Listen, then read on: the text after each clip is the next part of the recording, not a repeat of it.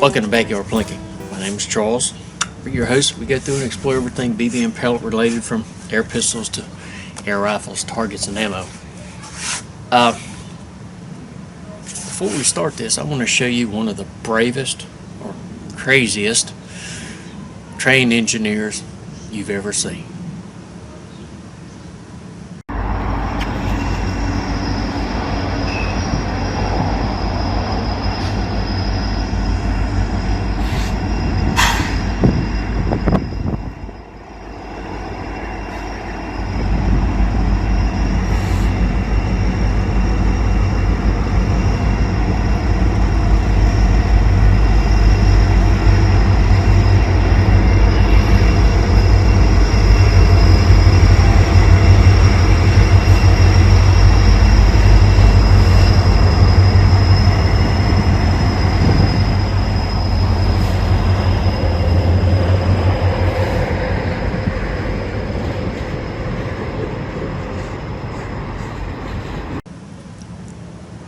Now, for some of you that's from around them parts, you might have recognized it. That's the Mississippi River.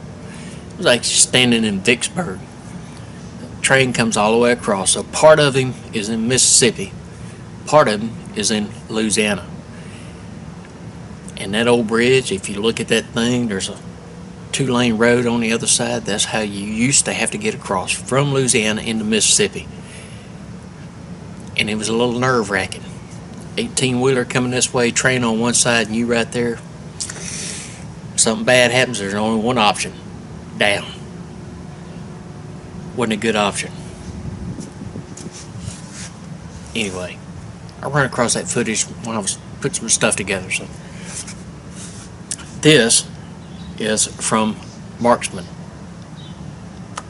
the company, not the brand. We're not going to get into all that, not again. This is the model lining, California. Now, it's .177 caliber, break barrel action. It is a spring piston, and you can tell when it goes off. Dang.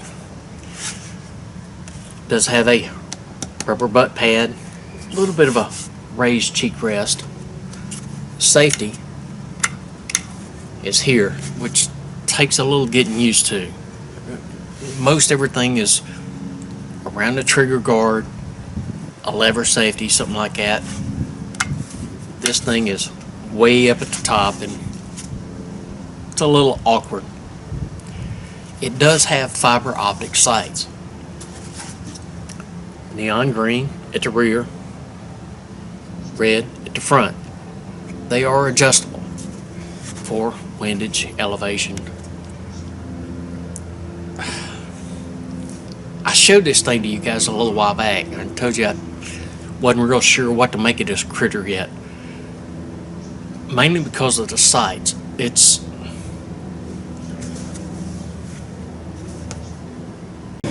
So let me give you an example. Yeah. The Red Rider. However, the rear sight, the little notches in here, and these are pretty close together, so you're talking about 1/4 to 1/2 inch if you pull up the rear sight. You know, this just BBs only, just, you know, whatever, but still, at least you know. If you're going to use the fixed lights on this thing, not so much. It's just a slide. What you have to do is loosen the screw on the side and either push it up or pull it down. And it takes a little while to figure out where you are. Trust me. Now, it's only about 6 pounds. And as far as a brake barrel goes, I mean, it's pretty easy to break down. They actually have these on sale as a kit, because it does come with a 4x32, you know, with the mounts. You can get these now for like $59. you know, which is fine. It's lightweight enough if you have a younger individual that you know, you're trying to move them from one to another and get into a brake barrel. This would be fine for them because it's small enough, it's light enough, it's easy enough to break down. But if they're going to be using the fixed sights on here, you're going to have to remember that, because it takes a little while to kind of figure out how to get it set. You don't have a reference point, you don't have a click, you don't have a number, you don't have a marker, anything. Oop. Man down. But once you figure out where the thing hits,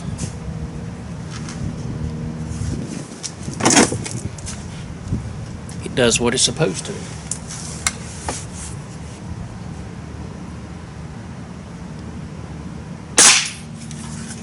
Now, I will give them this much. The rear sight versus the front sight. It is a very small opening. So once the red gets right in between the green, that's it. There is no deviation. It's Johnny on the spot with it. Swivel at the front. Does have a swivel made into the back side of it. Now,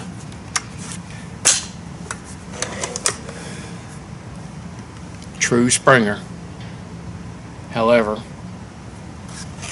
it advertises 1,000 feet per second with alloy.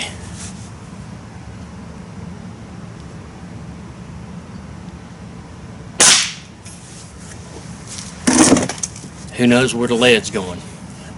They made absolutely no indication about that. Maybe Santa Claus will bring me a chrono for Christmas. Or not. But, like I said, I had to mess with it for a little bit to kind of figure out the plane for the rear sight, but yeah. It's not too bad once you figure out all the ins and outs. Cool. Marksman Model lining. Till next time, my name is Charles. It's been Backyard Blinking.